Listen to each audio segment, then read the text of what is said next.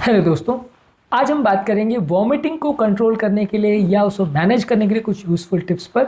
यदि किसी व्यक्ति को वॉमिटिंग का प्रॉब्लम होता है, बार बार उल्टियाँ होती है, तो क्या क्या चीज़ें उसे ऐसी करनी चाहिए जिससे उसकी प्रॉब्लम कम हो जाए और सिम्टम्स को मैनेज करने में मदद मिले। टॉपिक पर जाने से पहले जो लोग हमारे चैनल पर नए हैं उन्हें रिक्वेस्ट करूँगा कि चैनल को सब्सक्राइब करें, वीडियोज़ को लाइक करें, शेयर करें, फॉलो करें, कमेंट करें, पूरा देखें। वॉमिटिंग की प्रॉब्लम काफ़ी कॉमन प्रॉब्लम है। उल्टी होना हर व्यक्ति को लगभग लाइफ में कभी ना कभी होता है। इसके लिए आज हम जो टिप्स पर बात करेंगे उन्हें ज़रूर फॉलो करिए, ये वॉमिटिंग की प्रॉब्लम में आपकी काफ़ी मदद करेंगे। चलिए शुरू करते हैं इंपॉर्टेंट वीडियो।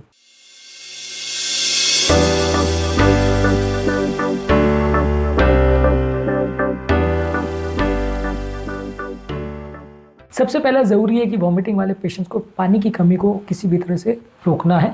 वॉमिटिंग में सबसे बड़ा प्रॉब्लम जो कि कभी कभार जानलेवा भी हो सकता है वो पानी की कमी की वजह से हो सकता है। जब पानी बहुत ज़्यादा कम हो जाता है तो ब्लड प्रेशर ड्रॉप होने लगता है, जो कि आपके बॉडी को, किडनी को, हार्ट को, सबको अफेक्ट कर सकता है, जान के लिए खतरा भी हो सकता है। इस तरह के पेशेंट्स को वॉमिटिंग को कम करने के अलावा पानी पर भी फोकस करने की ज़रूरत है। ज़्यादा पानी आप लेंगे तो उसमें ज़्यादा अच्छा रहेगा। बहुत ओवर हाइड्रेट मत करिए, ऐसा मत करिए कि 2 बार वॉमिटिंग हुई और आप 10 लीटर पानी पी गए, वैसा मत करिए। पर लेकिन अगर आपको बार बार वॉमिट हो रही है तो पानी का सप्लीमेंटेशन ज़रूरी है।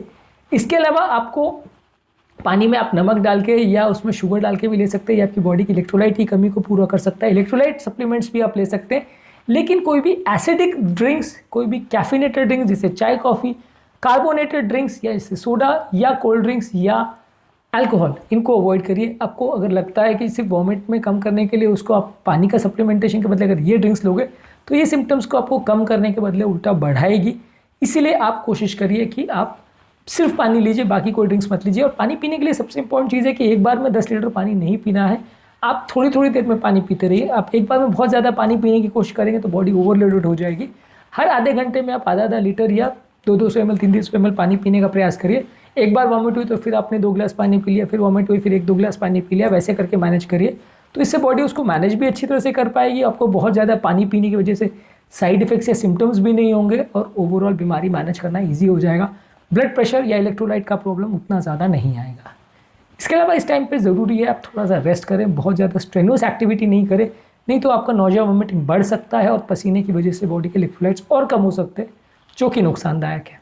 इसके अलावा कोशिश करिए सादा खाना खाइए जो कि ईजी टू डाइजेस्ट हो, जैसे कि चावल है, केले है, टोस्ट है, एप्पल सॉस है, इसको ब्रेड डाइट बोलते हैं। इसके अलावा क्रैकर्स वगैरह भी ले सकते हैं, आलू उबला हुआ ले सकते हैं, इसको ब्रेड डाइट बोलते हैं, जो कि वॉमिटिंग के लिए दिया जाता है। डायरिया वाले पेशेंट्स में या वॉमिटिंग वाले पेशेंट में दिया जाता है। Easy to digest food products होते हैं, इसलिए आप ज़्यादा मात्रा में इसे ले सकते हो। इसके अलावा आप हर्बल चाय वगैरह भी ले सकते हैं, इससे भी आपका थोड़ा बहुत फ़ायदा हो सकता है, वॉमिटिंग के सिम्टम्स कम भी हो सकते हैं और पानी की कमी भी पूरी हो सकती है। इसके अलावा आप अदरक का प्रयोग भी कर सकते हैं। अदरक को आप डायरेक्टली भी खा सकते हो और उसको चाय वगैरह में भी ले सकते हो। हालांकि चाय लेने से थोड़ा पेट में गर्मी कर सकता है, लेकिन अदरक लेने से वॉमिटिंग के सिम्टम्स कुछ हद तक कम होंगे। कुछ एक्यूप्रेशर के पॉइंट्स पर कंप्रेशन करने से, खासकर कलाई पर इनका कंप्रेशन करने से आपका वॉमिटिंग के सिम्टम्स कम हो सकते हैं। तो एक्यूप्रेशर थेरेपी अगर आप प्रयोग कर सकते हैं, कलाई पर कुछ पॉइंट्स होते हैं जिनको प्रेस करने से इसमें फ़ायदा मिल सकता है। इसके अलावा कोल्ड कंप्रेस का प्रयोग कर सकते हैं, यानी ठंडे पानी की पट्टियाँ या आइस के पैक्स को आप गले पर और मस्तक पर यानी फोरहेड पर अगर लगाते हैं तो इससे भी वॉमिटिंग के सिम्टम्स कम हो सकते हैं।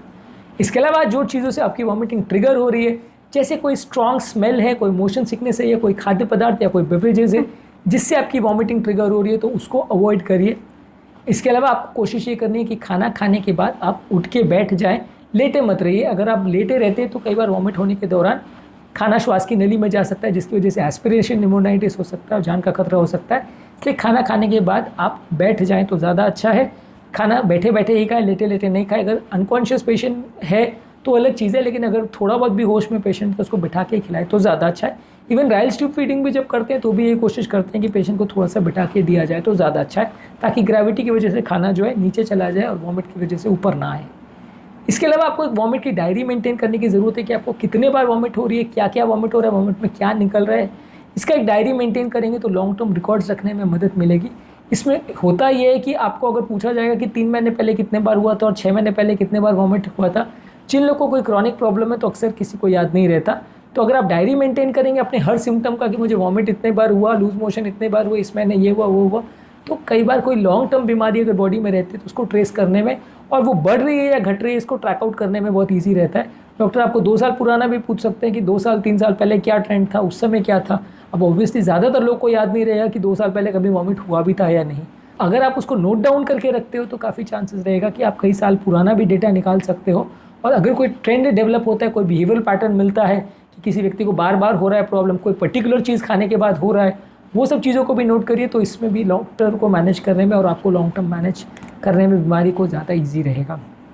और अगर ज़्यादा बहुत प्रॉब्लम लग रही है तो डेफिनेटली डॉक्टर को कंसल्ट करना चाहिए, खासकर तब जब बहुत ज़्यादा वॉमिटिंग हो रही है और खासकर बॉडी में अगर डिहाइड्रेशन के साइन आ रहे हैं, जैसे कि मुंह सूखना, पेशाब कम होना, चक्कर आना, पेशाब का कलर चेंज होना, ज़्यादा डार्क यूरिन आना, ये सब साइन है कि बॉडी डिहाइड्रेट हो रही है। और ऐसे में अगर बॉडी ठंडी पड़ रही है तो तुरंत डॉक्टर के पास जाइए, एडमिट करिए, क्योंकि ऐसी चीज़ जानलेवा हो सकती है। सिंपल मैनेजमेंट है इसमें कि वॉमिटिंग को मैनेज करिए और बॉडी को सलाइन दे दीजिए तो ज़्यादातर केस ठीक हो जाते हैं। लेकिन ऐसे केस में अगर बहुत वॉमिटिंग हो रही है और आप डॉक्टर के पास नहीं जाते हो, प्रॉपर टाइम में इलाज नहीं करते हो, मैं ऐसा नहीं कह रहा हूँ कि 1-2 बार वॉमिट हो तो चले जाइए। अगर 15-20 बार वॉमिट हो गए और फिर भी आप नहीं जा रहे हो तो अक्सर ये डेंजरस हो सकता है, ब्लड प्रेशर बहुत कम हो सकता है, जान का भी खतरा हो सकता है। तो ऐसे केस में सावधानी रखें। आज के टॉपिक में हमने बात करी कि यदि किसी व्यक्ति को वॉमिटिंग अगर हो रही है, कौन कौन से इंपॉर्टेंट यूजफुल टिप्स हैं जो उसे फॉलो करने चाहिए, जो इस मामले में उसकी मदद कर सकते हैं। वॉमिटिंग के कारण क्या होते हैं और उसकी मैनेजमेंट स्ट्रैटेजीज और मेडिसिन क्या होती है, इस पर मैं सेपरेट वीडियो किया है, ये हमारे चैनल पर ज़रूर चेकआउट करें। उम्मीद करूँगा कि आज के टॉपिक में कुछ नई बातें जानने को मिली होगी। जो लोग हमारे चैनल पर नए हैं उन्हें रिक्वेस्ट करूँगा कि चैनल को सब्सक्राइब करें, वीडियोज़ को लाइक करें, शेयर करें, फॉलो करें, कमेंट करें, पूरा